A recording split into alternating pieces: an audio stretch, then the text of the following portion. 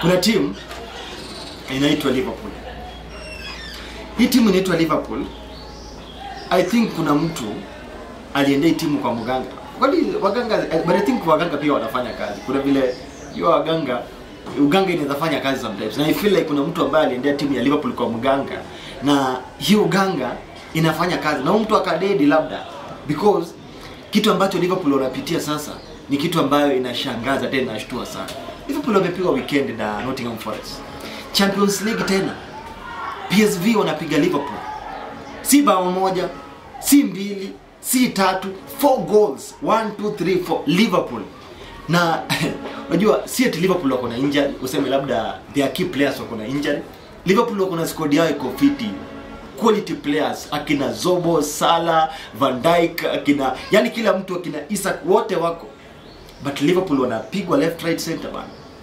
PSV wanapiga Liverpool. Yani nilikuwa nafikiria hiyo game Liverpool watashinda because wanapigwa 4 goals sure. Liverpool, miamba Liverpool. Hawa na mabingwa watetezi. Mimi Liverpool kwa title race nimewatoa. Ndio najua ni mapema tuko November.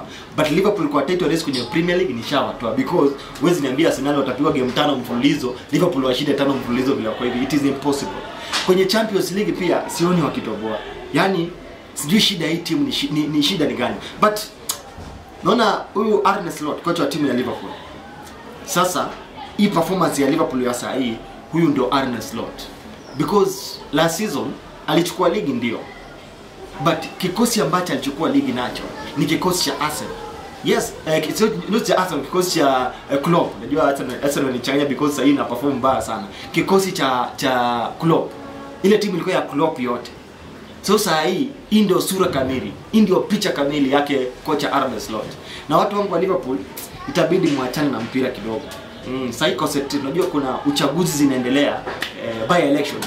And then mjaribu kuambia watu waweke amani kwa namna fulani, watu wapige kura.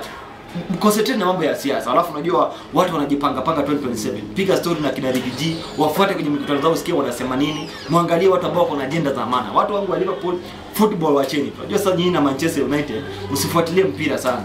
Watu wa Liverpool na Manchester United because ni same WhatsApp. Unajua mtu anapigwa weekend left right center, timu inapigwa. So Liverpool mambo yenu ni mbaya. Nyinyi na Manchester United same